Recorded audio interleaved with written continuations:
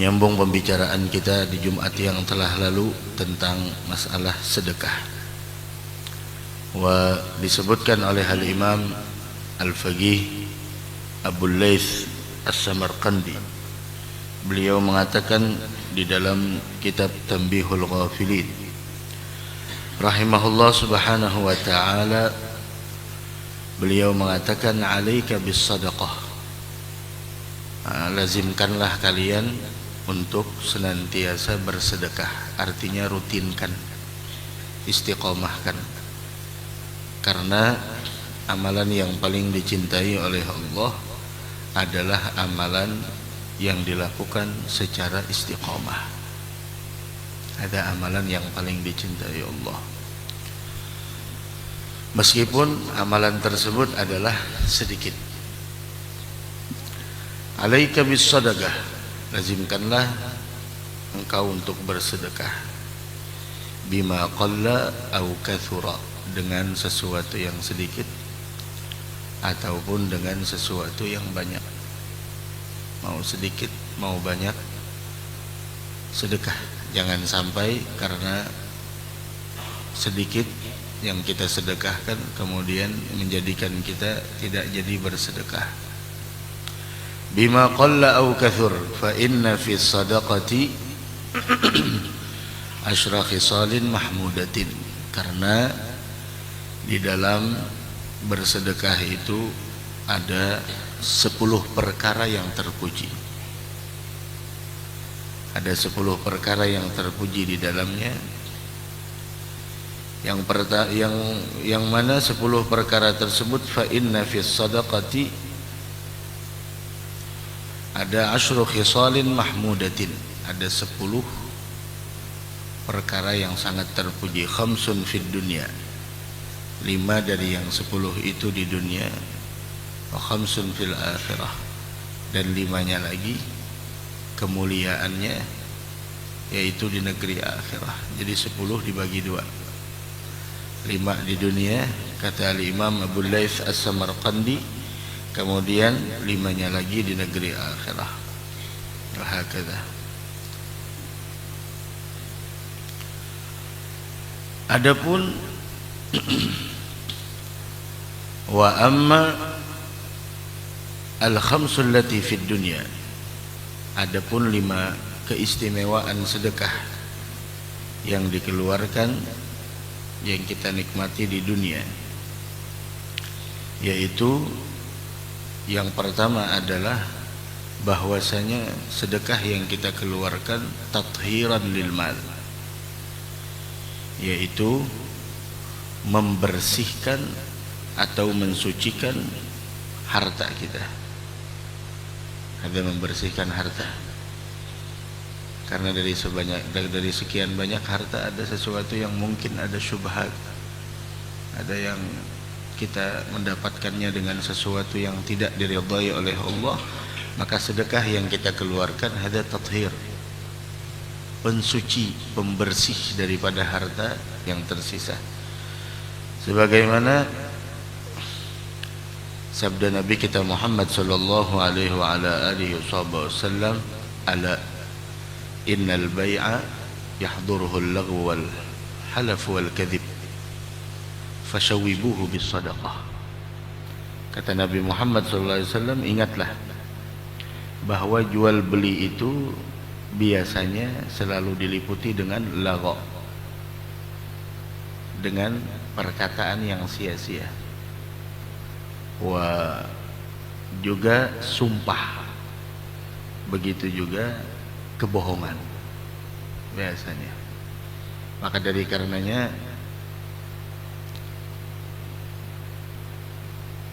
bagi yang ingin berbisnis, bagi yang ingin bekerja, di samping modal dan pengalaman yang dimiliki, ada lagi yang lebih penting dari itu. Apa? Ilmu pengetahuan agama. Yang ingin usaha, mau itu dagang, apapun usahanya, apapun yang akan dia geluti, di samping pengalaman kerja dan di samping modal sebuah usaha yaitu uang, Ada lagi yang lebih penting dan jauh lebih penting dari itu semua. Apa? Ilmu pengetahuan agama. Ada lebih penting. Berapa banyak orang yang hanya bermodalkan pengalaman kerja, bermodalkan uang, akan tetapi dia tidak bermodalkan ilmu pengetahuan agama, sehingga terjerumus dalam sesuatu yang haram. Tidak sedikit, banyak. Memang benar modal untuk usaha, modal untuk bekerja adalah yaitu uang. Uang, pengalaman kerja. Namun di atas dari segala-galanya adalah pengetahuanmu tentang agama, mana yang halal, mana yang haram, mana yang dibenarkan, mana yang tidak dibenarkan. Itu yang lebih penting. Kalau hanya sekedar di sana uang, kalau hanya sekedar pekerjaan, berarti yang kita cari dalam bekerja apa? Hanya sekedar keuntungan dunia, kemudian kita mendapatkan kebinasaan dan kehinaan di negeri akhirat. Waliyadzubillah subhanahu wa ta'ala. Nah, harusnya yang kita pikirkan adalah bagaimana untuk kita mendapatkan keuntungan dunia, dan besok di negeri akhirat kita mendapatkan kebahagiaannya. Gitu. Ingat kata Nabi Muhammad, jual beli itu kadang-kadang adalah lagho. Ada perkataan sia-sia, kemudian lagi di sana ada sumpah dan ada kebohongan. Hati-hati. Wan Nabi Muhammad SAW berdagang, tapi dagangannya beliau laku berkah. Kenapa? Karena beliau jujur dan terpercaya. Sehingga kejujuran yang dibawa oleh beliau adalah modal bagi setiap orang yang ingin berbisnis. Ketika sesuatu diawali dengan kebohongan, maka tunggulah kehancuran. Setiap sesuatu yang diawali dengan kebohongan, maka akan mengakibatkan sebuah kehancuran. La ilaha illallah. Dari karena itu kata Nabi Muhammad, fashawwibuh bis sadaqah. Maka bersihkan dengan sedekah. Jadi yang bisnis jual beli toko, ada orang depan toko kita minta-minta, oh terima kasih, kenapa? Dia ngebantu kita untuk membersihkan harta. Bismillah, nih ambil. Nah, memang haknya dia, karena di setiap harta yang kita miliki di dalamnya ada hak orang fakir, ada hak orang miskin, ada hak orang-orang yang lemah, ada hak orang-orang anak-anak yatim. Begitu. Tidak semuanya hak kita. Keluarga kita yang tidak mampu ada haknya di sana. Berikan haknya. Wa'tu kulladzi haqqin haqqah. Berikan setiap yang punya hak akan haknya. Dia punya hak, berikan haknya. La ilaha illallah. Itu yang pertama, urusan di dunia, membersihkan harta. Nah,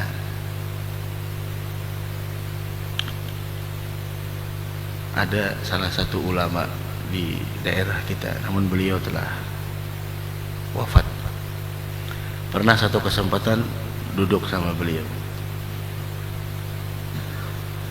ulama tua, masya Allah, guru Tuhan. Ada orang mengadu kepada beliau, bilang, ulun habis bangkrut, habis sekian M. Ya memang kayak itu, bangkrut hanya datang, berujung gak ada datang-datang. Nah, bangkrut hanya datang, sudah bangkrut hanya datang. Ada ulun membaca di mana? Di dalam kitab. Oh ya, dalam kitab Majma'ul Ahbab, Abdurrahman bin Auf datang kepada salah satu ummul mukminin dan mengadukan kepada salah satu ummul mukminin. Kada ingat dulu siapa ummul mukmininnya itu. Abdurrahman bin Auf kan terkenal dengan kekayaannya. Mengadu kepada salah satu ummul mukminin. Dia mengadu apa? Karena kebanyakan hartanya. Saya takut kalau ini adalah sebuah siksaan dari Allah Subhanahu wa taala. Orang dulu itu seperti itu. Takut. Bagaimana caranya untuk mengeluarkan ini, untuk membersihkan? Walhasil itu datang orang ini ngadu kepada salah satu ulama yang telah wafat. Ulun kebetulan ada di samping. Bilang, ulun habis ditipu, habis sekian M. Ulun canggih hanya, masya Allah, M-an habis, masya Allah. Kayak apa nih mengatasinya? Simple jawaban sini. Ya udah, ikhlaskan aja. Barangkali itu adalah cara Allah membersihkan hartamu. Dulu disuruh membersihkan, kada mau. Paksa ibu paksaan membersihkannya kayak itu. Hah? Ya sudah, paksaan membersihkan. Jadi tertawa aja lah. Kayak itu aja. Nih kayak itu aja sih. Mudah-mudahan itu menjadi pembersih harta nang bahari-bahari kam bisnis. Kam mulai bahari kalau bisnis. Mungkin ada nang kada tak keluarkan. Mungkin ada nang kada ikam unjuk ampun orang nang lemah. Mungkin dengan cara itu Allah membersihkannya. Khalas. Dah hai. Hai jadi sih mudahan bagus saja. Kalau ayah hendak minta modal pulang jual nih dah beli kayak orang. Oke itu judul subhanallah. Cara ulama memberikan pandangan kepada kita tentang kegagalan dari satu usaha. Barangkali itu adalah salah satu cara Allah membersihkannya. Maka dari karena itu jangan berpaksaan. Sudah ada suratnya, bersihkan ya sudah. Sudah disurati orang bersihkan, ya sudah bersihkan. Jangan hendak nang bapak paksaan. Mun bapak paksaan ya kayak itu jadinya. Pas ini, pas itu dan sebagainya. Mau usaha ulun kada banyak juga. Bukan urusan masalah penghasilan banyak atau kada, tapi masalah ini adalah anjuran dari Nabi kita Muhammad sallallahu alaihi wasallam. Bismillah. Syawibu, bersihkan dengan sedekah. Ini para gajian kalau tanggal 1. Nang gajian, nang kada gajian kan apa nang para gajian tanggal 1 bismillah, sedekahkan sedikit. Kada harus banyak. Niatkan mungkin membersihkan sesuatu. Seandainya sudah bersih, zaduhum tuhran ala tuhri. Bersih di atas bersih, bismillah, ada jadi masalah. Kada ada yang apa sia-sia dalam sedekah. La ilaha illallah. Nah, ada yang kedua, tathhirul badan minadz dzunub. Yang kedua, manfaatnya adalah yang pertama tadi membersihkan harta, yang kedua membersihkan jiwa dari dosa. Nah, membersihkan dosa-dosa yang dilakukan oleh anggota tubuh kita. Sebagaimana firman Allah Subhanahu wa taala dalam surah At-Taubah, "Khudz min amwalihim shadaqatan tutahhiruhum wa tuzakkihim." Ambil setengah sebagian dari harta mereka demi kebersihan dan kesucian mereka. Sebenarnya sedekah buat diri kita sendiri, bukan buat siapa-siapa. Sedekah. Apalagi ini kita sudah memasuki di hari pertama bulan Sya'ban. Hari ini Jumat pertama kita di bulan Sya'ban, bulan yang disebut sama Nabi Muhammad sallallahu alaihi wasallam adalah bulan yang kebanyakan manusia lalai darinya. Nah, banyak orang lalai di bulan Sya'ban. Oh, jangan termasuk orang yang lalai kita. Bulan perpindahan arah kiblat di bulan Sya'ban. Bulan ditentukan ajal kita di bulan Sya'ban. Bulan yang mana dilaporkan amal kita di bulan Sya'ban. Bulan yang mana diturunkan ayat salawat kepada Nabi kita Muhammad sallallahu alaihi wasallam. Maksud ayat salawat adalah Allah menyatakan bahwasanya zatnya al-wajibul wujud al-mukhalafah ta'ala lil hawadith, bersalawat kepada Nabi besar Muhammad sallallahu alaihi wasallam, dan juga Allah nyatakan para malaikat pun juga demikian. Kemudian Allah menyeru kepada hamba-hambanya yang istimewa. Tidak seluruh hamba-hambanya, yang istimewa aja, yang diistimewakan. Sehingga ya ayyuhalladzina amanu sallu alaihi wa sallimu taslima. Dalam segala syariat yang dibawa oleh Nabi kita Muhammad sallallahu alaihi wasallam, itu semua adalah beliau langsung mendapatkan wahyu dari Allah. melalui malaikat Jibril, kecuali sholat 5 waktu yang langsung perintahnya diterima secara langsung dari Allah Subhanahu wa ta'ala. Seluruh perkara syariah itu Allah memerintahkan dan memberikan sebuah perintah tersebut kepada Nabi kita Muhammad SAW, kecuali masalah salawat kepada Nabi kita Muhammad SAW, maka Allah langsung, Allah Subhanahu wa ta'ala Jalla Jalaluhu wa ta'ala ta'azamatuh, langsung menyatakan di dalam firman-Nya, innallaha wa malaikatahu, Allah sendiri dan para malaikat bersalawat kepada Nabi Muhammad SAW. Maka ya ayyuhalladzina amanu, wahai orang-orang yang beriman, sallu alaihi wa sallimu taslima. Hadhil ayah diturunkan di bulan Sya'ban, di bulan Sya'ban. Dari karenanya bulan Sya'ban adalah bulan salawat kepada Nabi besar Muhammad sallallahu alaihi wasallam. Ulama mengatakan seandainya tidak ada keistimewaan salawat melainkan yang memperbanyak salawat akan mendapatkan syafaat besok di hari kiamat, maka cukuplah keutamaan salawat. Apakah lagi banyak di sana keistimewaan yang lainnya?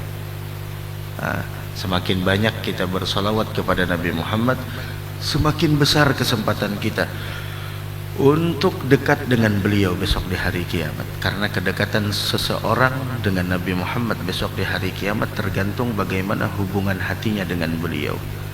Ketika hubungan hatinya kuat dengan beliau yang diterjemahkan dengan sholawat yang dia baca, sunnah yang dia amalkan, maka sekedar itulah kedekatan yang akan dia dapatkan besok di hari kiamat dengan Nabi kita Muhammad sallallahu alaihi wa ala alihi wasallam. Naam, ada bulan Sya'ban. Banyak kejadian-kejadian di bulan Sya'ban. Mudah-mudahan kita panjang umur seberata insyaallah. La ilaha illallah. Kemudian lagi disebutkan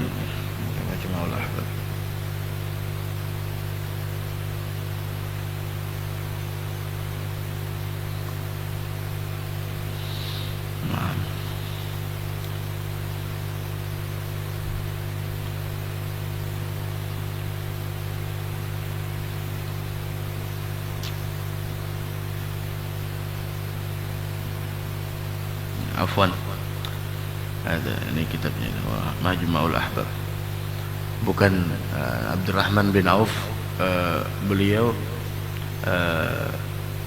berkunjung kepada Ummu Salamah radhiyallahu anha, faqala ya ummah khiftu ayyuhlikani kathrata mali, saya takut Allah membinasakanku karena banyaknya hartaku. Galat ya bunayya anfik, kalau begitu infakkan. Itu solusinya, infakkan, sedekahkan. Jadi beliau bukan salah satu ummul mukminin, maaf, Ummu Salamah. Maka dari karenanya Abdurrahman bin Auf gelarnya aminun fis sama, aminun fil ard. Menteri dalam dan luar negeri beliau ini. Diibaratkan seperti itu, aminun fis sama, aminun fil ard. Ada bendaharanya Allah yang ada di langit dan bendaharanya Allah yang ada di bumi. Orangnya sugihnya luar biasa, orang paling kaya, Abdurrahman bin Auf. Nah, la ilaha illallah. Taib. Kemudian yang berikutnya, yang ketiga, keistimewaan yang ketiga yaitu adalah ilaha illallah, daf'ul bala wal amrad. Sedekah itu menolak berbagai macam bala dan penderitaan serta penyakit. Hadis Nabi kita Muhammad sallallahu alaihi wasallam, dawu mardakum bis sadaqah, obatilah Kata Nabi Muhammad SAW, dawu mardakum bis sadaqah. Obatilah keluarga, teman, sahabat, kerabat yang sedang sakit. Obati itu semua dengan apa? Dengan sedekah. Obati dengan sedekah. Yang lagi dapat masalah, yang lagi dapat musibah, yang lagi dapat berbagai macam, obati dengan sedekah. Kata Nabi kita Muhammad sallallahu alaihi wasallam. Oh, berarti bersedekah ada tujuannya selain daripada Allah? Lah, bukan seperti itu. Orang kadang-kadang mendengar separuh-separuh, langsung berkomentar. Tidak boleh kita beramal selain dari karena Allah. Itu berarti beramalnya berarti karena selain dari Allah. Lah, ini Nabi Muhammad yang menyuruh dawu mardakum bis sadaqah. Kita bersedekah itu memang karena Allah. Akan tetapi salah satu manfaat sedekah adalah untuk mengobati orang yang sakit dan orang yang sedang dirubun masalah dalam kehidupan. Bahkan Al-Habib Ali bin Abdurrahman Al-Masyhur rahimahullah, beliau mengatakan, idza aradta an tatasaddaqa an nafsik atau an marid, apabila kita ingin bersedekah menebus untuk dirimu yang sedang sakit atau yang sedang dapat masalah atau untuk orang lain, maka caranya seperti ini, kata beliau. Yang pertama, niatkan sedekah kita untuk mendapatkan keafiatan, kesembuhan. Kemudian setelah itu rentetannya seperti ini. Nah, ini harus diperhatikan, rentetan untuk dawu mardakum bis sadaqah. Obati penyakit dan penderitaan yang menimpa kalian atau orang lain dengan sedekah. Caranya seperti ini. Setelah kita mengucapkan alhamdulillah, kemudian salawat kepada Nabi besar Muhammad SAW. Setelah itu, Allahumma inni sami'tu nabiyyaka wa habibaka sayyidana Muhammadin sallallahu alaihi wasallam yaqul, atau pakai bahasa kita, wahai Allah, setelah alhamdulillah salawat, ya bisa jadi awalnya istighfar dulu, astagfirullah 3 kali, 2 kalimat syahadah, alhamdulillah, salawat. Kemudian katakan dalam hati, wahai Allah, saya pernah mendengar suatu hadis dari kekasihmu Nabi besar Muhammad sallallahu alaihi wasallam, dawu mardakum bis sadaqah, obatilah orang yang sakit di antara kalian dengan sedekah. Maka sungguh ini saya mengobati penyakit yang ada dalam diri saya, umpama kalau kita yang sakit, atau kalau untuk orang lain, kerabat atau tuan guru ulama, saya obati penyakit yang ada di dalam diri si fulan dengan ini sedekah. Siapkan uangnya dengan ini sedekah. Atau saya tebus permasalahan yang sedang dihadapi fulan bin fulan dengan sedekah ini. Maka saya beli itu semua zahiran wa batinan dengan ini. Terima wahai Allah, Rabbana taqabbal minna innaka antas samiul alim, tub alaina innaka antat tawwabur rahim, bijahi sayyidina Muhammadin sallallahu alaihi wasallam. Setelah itu niatkan untuk dapat keafiatan. Setelah itu sedekahkan. Jangan dikurang-kurangi lagi. Umpama mandaknya 500.000, jangan dikurangi lagi. Ini dikurangi 100 lukisan seorang sintak aja bisa membagiakan, maulah gitu. Langsung bagi 50.000 sampai 20 orang. Bismillah. Sudah. Dan itu banyak terjadi dan terbukti. Ada salah satu jemaah kita yang harusnya istrinya operasi di Singapura dan memakan biaya yang begitu luar biasa karena ada penyakit di saluran kencing.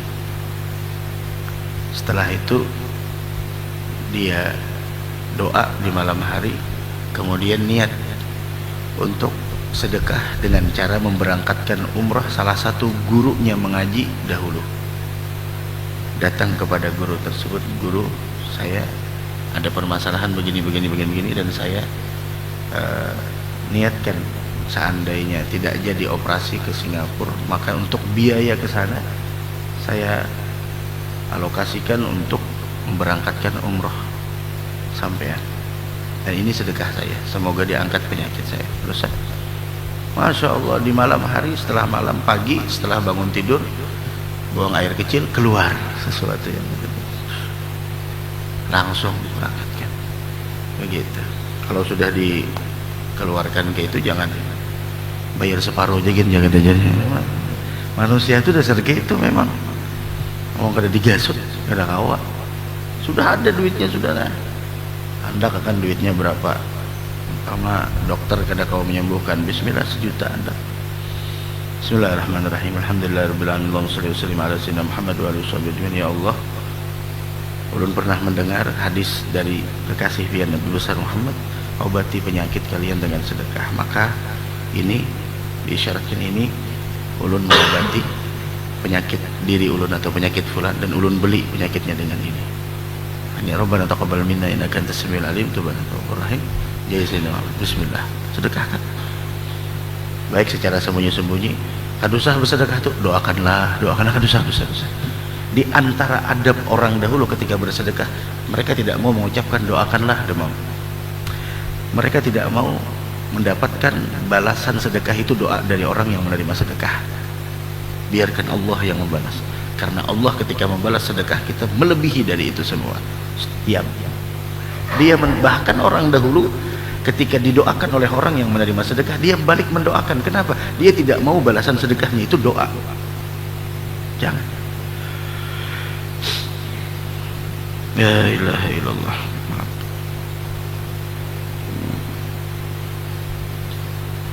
Kemudian yang berikutnya, yang keempat adalah idkhalus surur 'alal masakin. Sedekah itu keistimewaannya menggembirakan hati orang lain, dan amalan yang paling afdal itu menggembirakan hati orang. Siapa yang kada ketujuh diberi duit, orang sugih kin ketujuh diberi duit, apalagi orang kada berduit maginnya ada sedekah idkhalus surur 'alal masakin. Apalagi ketika dapat gajian awal bulan, yang masih punya orang tua walaupun sedikit, yang sudah tidak ada lagi orang tuanya, sedekahkan, niatkan untuk mereka, bismillah. Yang kelima, anna fiha, di dalam sedekah itu terdapat keberkahan pada harta, dan Allah luaskan rizkinya, sebagaimana firman Allah Subhanahu wa taala, wa ma anfaqtum min syai'in fahuwa yukhlifuh. Apapun yang kalian infakkan, maka Allah akan menggantinya. Diganti, jangan takut, diganti. Dan ketika Allah mengganti, tidak harus sama dengan apa yang kita keluarkan uang datangnya lah. Bukan seperti itu. Cara menggantinya Allah, biarkan kita serahkan kepada Allah dengan caranya Allah, karena Allah paling tahu yang terbaik itu seperti apa. Bukan berarti kita sedekah 10.000, datangnya kali 10, Masya Allah, jadi 100.000 lah. Bukan seperti itu cara kalkulasinya, bukan seperti itu. Tapi kalkulasinya Allah, kadang-kadang kita bersedekah 50.000, memang yang tidak datang 500.000, akan tetapi Allah menolak berbagai macam bala dan musibah yang nilainya melebihi dari nominal yang harus kita dapatkan. Harusnya kita dapatkan 500.000, karena kalian 10. Atau kalau kalian 10, apalagi kalau kalian 70, apalagi kalau kalian 700, sampai wallahu yudha'ifu liman yasha. Karena urusan sedekah itu sampai yudha'af liman yasha. Kadang-kadang harusnya nominal yang kita dapatkan 500.000, akan tetapi Allah Subhanahu wa taala akram, lebih pemurah, lebih dermawan, lebih mulia, sehingga kita dihindarkan dari bala musibah yang harusnya seandainya musibah itu menimpa kita, kita akan mengeluarkan uang melebihi dari nominal yang harus kita dapatkan. Seperti itu. Jadi jangan meminta balasan sama. Kita uang yang datang lah. Udah sedekah, apalagi hari ini hari Jumat, ya, celengan di masjid, bismillah, buati.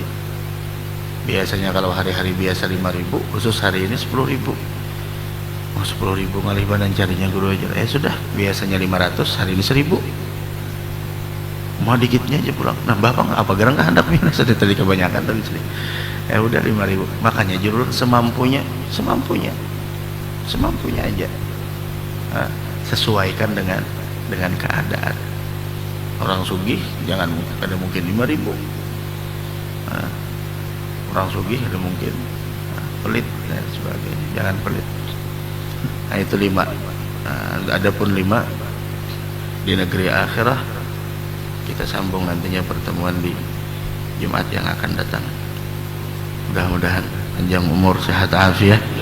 Mudah-mudahan kita seberatan diwafatkan dalam keadaan husnul khatimah, dan mudah-mudahan kita senantiasa diberikan kesehatan dan keafiatan, dan semoga kita bisa mengamalkan apa yang kita dapatkan insyaallah. Amin ya rabbal alamin. Afdalu dzikri fa'lam annahu la ilaha illallah, la ilaha illallah, illallah, la ilaha illallah, la ilaha illallah, la ilaha illallah, la ilaha illallah, la ilaha illallah, la ilaha illallah, la ilaha illallah, la ilaha illallah, la ilaha illallah, la ilaha illallah, la ilaha illallah, la ilaha illallah, la ilaha illallah, la ilaha illallah, la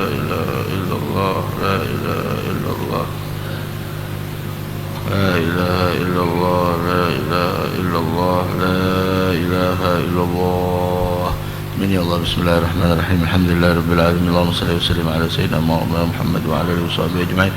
أوصي الله نسأل الله من هدية واصلة رحمة نازلة وبركة شاملة صدقة متقبلة نهديها نقدم إلى حضرة سيدنا رسول الله محمد بن عبد الله وعلى آله وصحبه أزواجه ومواله، ثم إلى أرواح آبائه وإخوانه من أنبياء المسلمين صلوات الله وسلامه عليه وعليهم أجمعين، ثم إلى أرواح أربعة الأئمة المجتهدين المقررين في الدين وعلماء العاملين الفقهاء والمحدثين والقراء والمفسرين والسادة الصوفية المحققين والتابعين بإحسان إلى يوم الدين، وإلى أرواح آبائنا أمهاتنا وأجدادنا وجداتنا وجميع قرابتنا وجميع أموات المسلمين والمسلمات والمؤمنين والمؤمنات.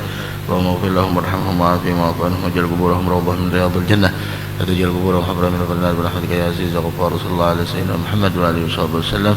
الحمد لله رب العالمين. تقبل الله منكم. سبحانك اللهم وبحمدك أشهد أن لا